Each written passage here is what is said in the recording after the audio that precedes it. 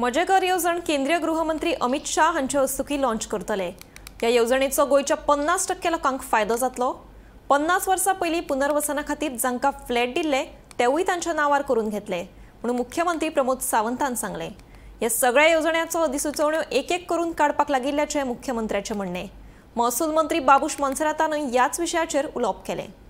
मजे घर ही स्कीम हांवें लॉन्च केल्या पयलीं तातूंतले प्रत्येक नोटिफिकेशन येवपाक लागलें। पयलीं आसतलें कोमुनल इतले आयले, 20 पॉयंटातले आयले, गव्हर्मेंटातले आयले।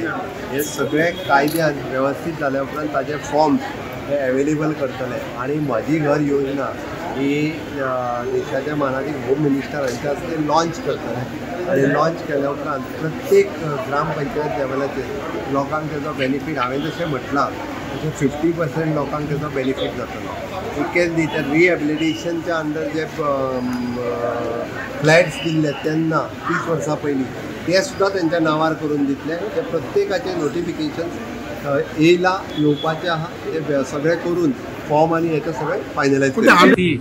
Honorable CM last time he had mentioned on the floor of the house that we are basically trying to regularize all the houses as far as the 20-point program. This 20-point program was a scheme in 1980s, which 100 square meters of land was allotted to the homeless people.